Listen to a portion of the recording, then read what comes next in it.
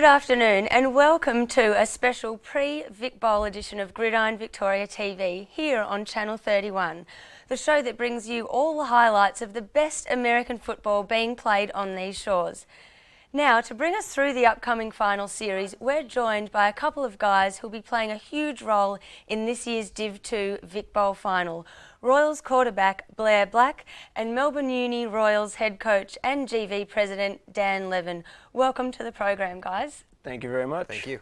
You must be pretty excited, Blair, heading into the finals. Can't wait. Never played in the finals before, so I'm very excited, and we'll be damned if I let this one slip by. And Dan, you must be pretty happy also having your team playing up in the finals this year. Yeah, it's a testament to the hard work that our guys and coaching staff have put in since the end of last season, so it's a good place to be. Sure, and Dan, we'll start out with you. As I mentioned, being GV president, you've already played a huge role in preparing this year's Vic Bowl, but we'll get to that in a sec. As Royals head coach, you must be pretty stoked to have your guys heading to such an occasion. Absolutely. As I said before, our coaching staff have worked really hard over last year's offseason to improve on the previous year's results. We didn't finish where we wanted to last year. We hoped to have a final spot, but that didn't happen, so we put in a lot of effort in the offseason. Our players put in a lot of effort in the offseason, so to be where we are now compared to where we were, it's a great place to be. And last year your boys finished fourth in their maiden season and finished on top this year. They've obviously matured in the off-season, and it was evident from the get-go when you defeated the champions, the Raiders, in round one. At what point in time did the Royals go from being a mediocre side not finishing in the finals to league leaders in the Vic Bowl, and what were the major factors? Well, probably the turning point of the season was when this guy registered.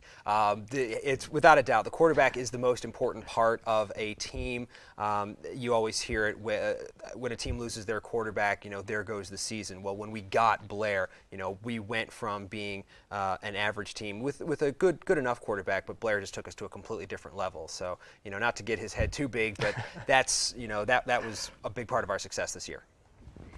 And well, Blair, you've certainly played a major role alongside some very talented wide receivers and running backs on game day. It must make Dan's job much easier as you lead a very talented offense. With this in mind, does it give you guys confidence on game day? Yes. Short answer, yes. Long answer is we're confident on game day because, like you said, we have the skill positions we're pretty stacked, and it's going to be good to be able to reload in this week off and come back and score a lot of points because that's I think what our offense is about. That's what every offense has got to be about, but scoring a lot of points, as many as we can and as quickly as we can. And when we've done that, it's been a positive result. And now tomorrow your Vic Bowl opponents will be decided in the Div 2 preliminary final at Monash University between the Barbarians and the Raiders. Certainly neither side can be underestimated on the main stage whatsoever. Let's start out with the Raiders, reigning champions, 2 great games against you this season. How would you rate them? They're good. Like I said, the Vic Bowl's got to go through the defending champs, and we were able to knock them off at both times we played them this season, but both were excellent games, and I wouldn't say that I want to see them more than I want to see anybody else. They're good. They're good. And what about the Barbs? They're the only Div 2 side to get the better of you this season, 8 points to 6 out in Berwick. Certainly not an easy task going up against Ralph Maggio's boys. No game is easy, and certainly we would like to hang another one on them. And I heard him say earlier, it's not about revenge, but that would make it a little bit sweeter to beat somebody that beat you in the regular season. But the regular season doesn't matter. It's all about the Vic Bowl, and so I'm not concerned with who we play. Whoever we play, we're gonna try to play our game and score a lot of points. The Royals in particular have looked very competitive against Div 1 sides this year, only narrowly being defeated by the Crusaders by the 1 TD and even taking the lead against the Berwick Miners. As GV president, you're on your way out after this season, and as the Div 2 sides start to become more competitive against the Div 1 sides, where do you see GV going once you're gone? Well, long term, I hope we add a couple more teams, but the first priority right now is to strengthen our existing club base. We had numbers down just a little bit this year from where we were last year, so where I hope to see the sport go is to become stable, where we're currently at with all of our clubs, with a slow growth period going beyond. Long term, we'd like to have all of the newer clubs that are in Division 2 move up into a consolidated Division 1 with having second sides underneath that. And well, before we let you guys go, I must mention you've been in the media standing up against the Ladies Lingerie League, and rather for a less derogatory alternative to female gridiron, the Western Crusaders have launched the Western Foxes. GVTV caught up with those involved. A bunch of us started getting together about January, February and throwing the ball around. We managed to rope a couple of ex-GV coaches in, and as things progressed it became clear that we wanted to do full kit, full contact, none of the lingerie rubbish. I'm the head coach for the Western Foxes. My main role is to make sure that the girls get to learn the basic fundamentals of playing football. So I think the thing we really want to focus on is starting small this year. We want it to be about just getting women to play football. All you need to want to play this game is passion. Everything else we can help you with. Well, we really appreciate you joining us on the program today, Dan and Blair. Good luck for the upcoming Vic Bowl and good luck for all your future endeavours. And well, just as the senior season concludes, the junior season begins, and after the break we'll catch up with Heather Buzzer, head coach of the Monash Warriors junior team. Stay tuned.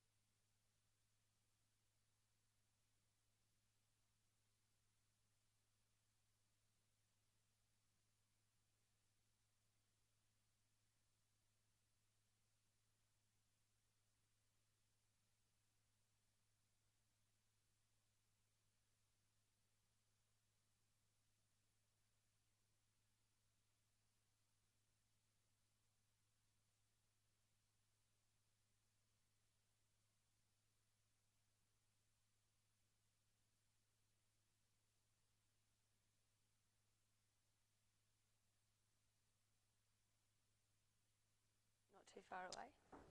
I don't know. We'll go. Can you just say 1, 2, 3? 1, 2, 3.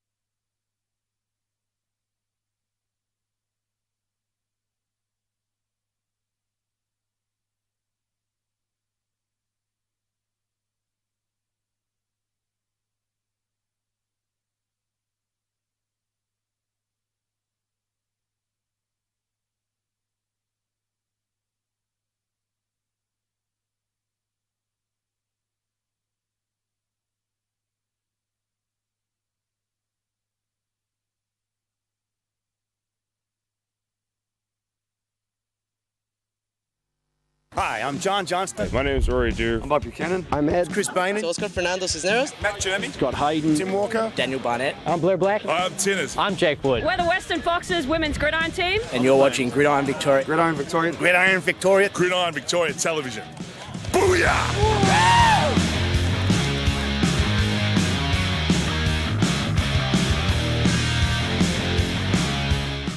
Hi, and welcome back to this pre-Vic Bowl special of GVTV. Before the break, we caught up with GV President Dan Levin and Royals QB Blair Black, who told us all about the senior Div 2 season that's concluding on Sunday the 26th of August in the annual TGI Fridays Vic Bowl being held at Moorabbin Oval. But don't worry, there's still gridiron to be seen and played, especially by boys aged 14 to 18. About a month afterwards, the 2012 Junior Gridiron Victorian season will commence.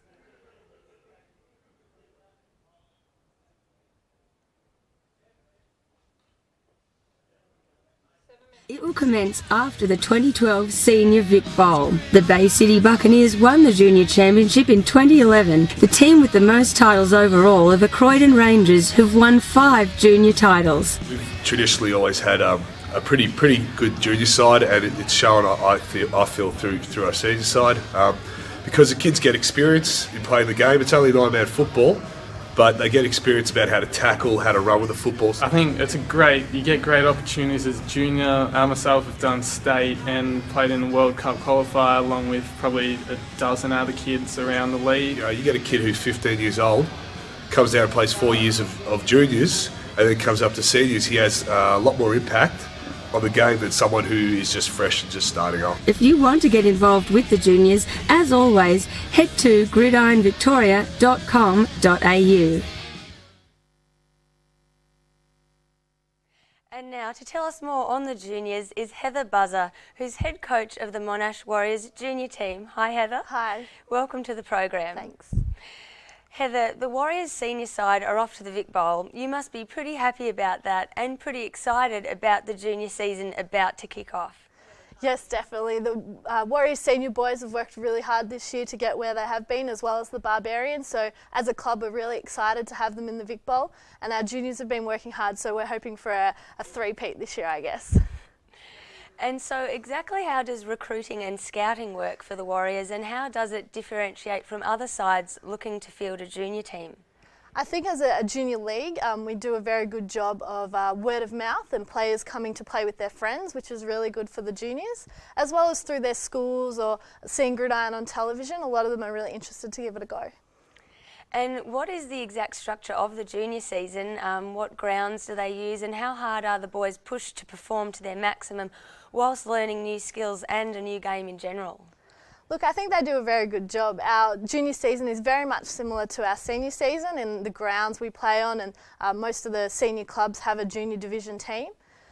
In terms of learning the game, it's always very difficult to start up I guess it's a new language for a lot of them, but they come from sports like Aussie rules and rugby and basketball and soccer, and even those guys that have never played sports before, I think they really do a good job of picking up the game and doing really well. And is it difficult dealing with parents, working with around the kids' studies and convincing them that their boys will be safe on the field? As all our junior coaches are very skilled at teaching correct technique to our junior players to ensure they do stay safe. But also Gridiron has a very strong tradition of the student athlete and academics going with it, and we've really tried to follow that this year, especially at the Warriors where we've got a new academic program. Okay, and there have certainly been some kids that have pulled out early due to the physicality and others that have struggled it out in international success. What in your mind are the best success stories with Gridiron Victoria's junior program? We've had a lot of players from all across the league go on to be very successful, whether at state or Australian team level. We've also had a couple of players in the last few years go on to get college scholarships, including Rory Dew and Adam Gotsis, who've ended up at the University of Incarnate Word and Georgia Tech. And you're personally very dedicated to the game. You went to Austria for the 2011 IFAF World Cup as medic for Australia. With such an experience like that, you must have a great knowledge of the game from seeing elite national sides from Europe, Asia and North America. What can you bring from that to your playing group this upcoming season? It was definitely a privilege to see such a high level of the game. I think what we've been able to bring back to the club is trying to teach a better understanding of the game as a whole. A lot of the players learn their own position really well, but to understand what the person next to you is doing, what they're doing on the other side of the ball, makes you a better all-around player, and I think our assistants are working hard to get that done this year as well. And just before we move on, how do you think tomorrow's game might play out? Oh, look, I've got to go for the Warriors and the Barbs in the Vic Bowls. I think, we're very proud of them at our club, and I think they'll all do a really good job and come away with the win. And so if you're sitting at home, not too inclined with GV, wondering what all this Vic Bowl business is, here's a little indicator to what will be in store for the 2012 Div 1 and Div 2 Vic Bowl finals.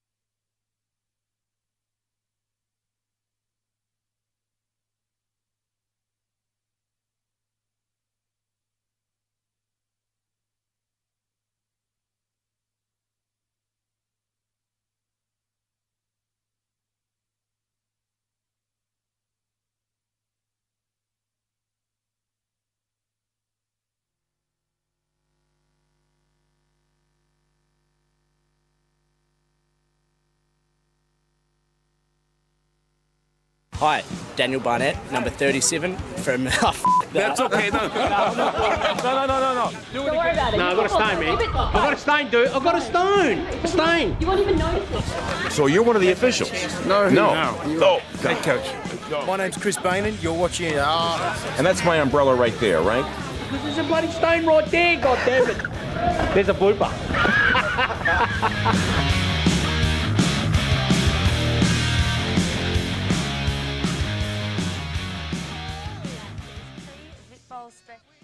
TV. Now, at the start of the program, we went over the Div 2 final to be played at 10:30 a.m. next week on Sunday the 26th of August at Moorabbin Oval. Then at 1:30 p.m, the Div 1 Vic Bowl will see the top 2 teams in Gridiron Victoria face off against each other to conclude what has been an impressive Div 1 season.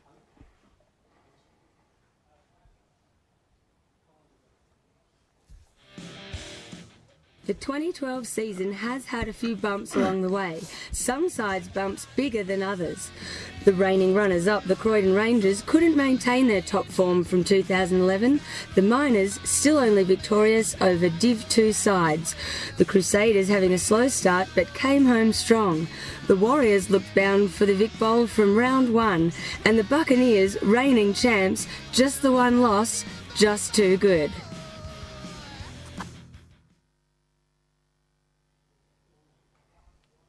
Now, the Bay City Buccaneers finished top of the ladder and are confirmed in the big final next week to defend their championship.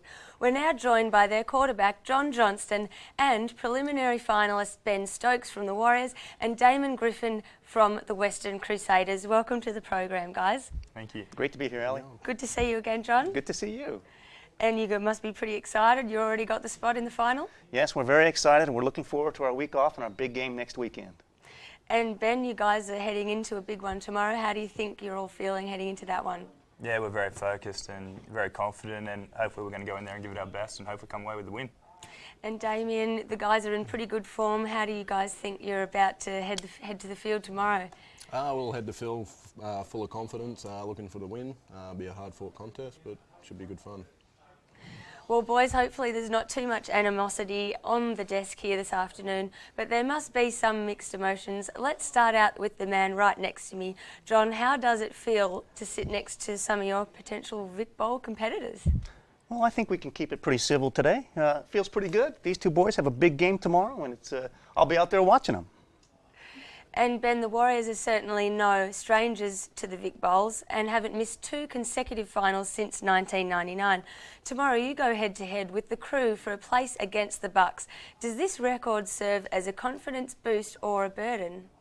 Boost, no doubt. I think since 2000 we've won 7 Vic Bowls, been in 10.